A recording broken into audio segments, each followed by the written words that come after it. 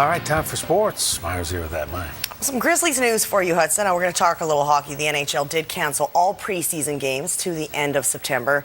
And with no end to the lockout in sight, more players signed on to play hockey in Europe, including NHL All-Stars Jason Spezza and Alex Ovechkin. Victoria's Ryan O'Byrne has found some hockey work a little closer to home. The Colorado Avalanche defenseman is the new assistant coach of the Victoria Grizzlies. Obviously the lockout is an unfortunate time, but at the same time, it gives me a chance to give back to the community. And really happy to be on board, really excited about this opportunity, and looking forward to helping this team win. Definitely not a bad guy for Bestwick to have on his coaching staff. O'Byrne is a product of the BCHL, having played for the Victoria Salsa before moving to the Nanaimo Clippers to play for Bill Bestwick. He will be an asset to the team, especially sharing his knowledge and skill set among the Grizzlies defensemen. Some days he'll wear his coaching hat at practice, and other times he'll be in full gear participating in drills with the team. You got to keep the legs moving, Myra. That's the unfortunate part about my side of the business is, you need to keep in shape. This lockout will end at some point, and it'll end quickly. And I do need to stay sharp and stay in shape. And Billy promised to bag skate me a few days, so I'll look forward to that. But it's nice to stay involved in hockey during the lockout. So the opportunity to be on the ice with a professional, NHLer, that understands the rigors of a day-to-day junior A hockey player, that will be able to learn from his givings, is something that most teams don't have the opportunity to provide. So this resource that Ryan is so graciously provided to us will be an inspiration, as Ryan noted, to each and every player. There's not one player out here that won't benefit from Ryan's participation. Well, when it comes to the VI Raiders football team, winning isn't just an expectation, it's a requirement.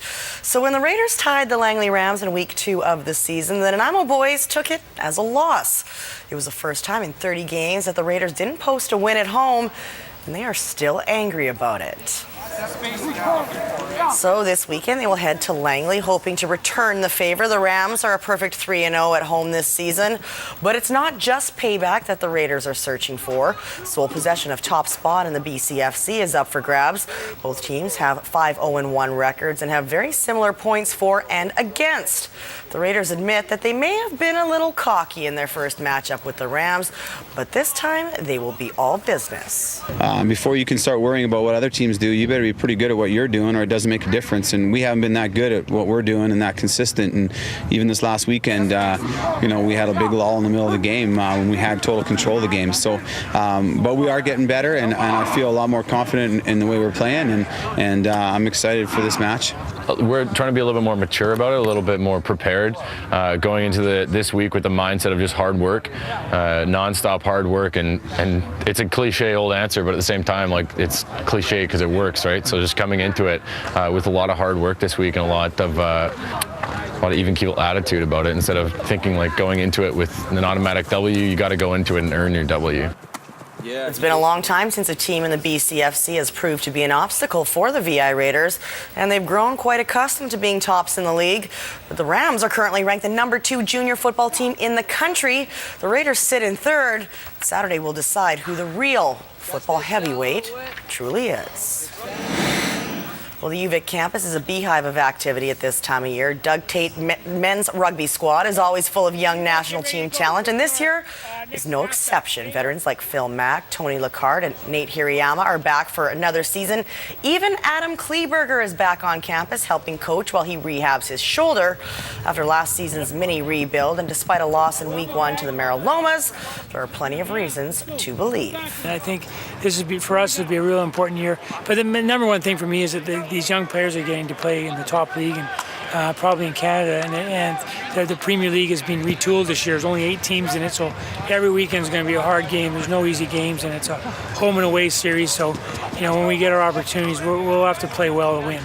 Hopefully we can get everyone here. It should be a pretty good team. We'll probably have quite a few guys away on national team duties, but I think most teams know when we're at full strength, we can probably take anyone on any given day. So we've got some top secret plays in the works. Everybody's got to handle the ball. So yeah, but I guess you'll have to come out to the games if you want to see those plays. So yeah. Well, that top secret Vikes playbook will be put to the test this weekend.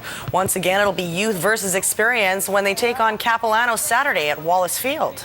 I mean, we have lots of guys here that have come through programs and been successful so it's the first time that they've actually played men's rugby, so it's a little bit different for them. They're not the ones that are physically dominating anymore, so now they have to play a lot smarter and they have to use their speed and finesse. So, for them it's a great start. They're going to feel the pressure against some of these better teams. I could have used Jared Callback on my team yesterday at the Tour de Rock Golf Tournament at Cowichan. The Camosun Chargers newcomer was just named Pac West Athlete of the Week. For the second straight week, Callback was the low scorer on his team and captured the men's individual title at the Kwantlen Invitational at Hazelmere in Surrey this past weekend. He's tied for 5th in the overall standings. How'd you play yesterday, Hudson? Well, like I usually do. Spraying it all over the golf course? That's what I was doing. Oddly enough, not bad off the tee. And I steady. sank a couple of birdie putts. Oh, very nice. Those charity scrambles are hard to mess up. That's right. Great event. And thanks to Norm and everybody at the Cowichan Club. That's just They do such a wonderful job for us. They're so generous, you bet. My thank you. You're welcome.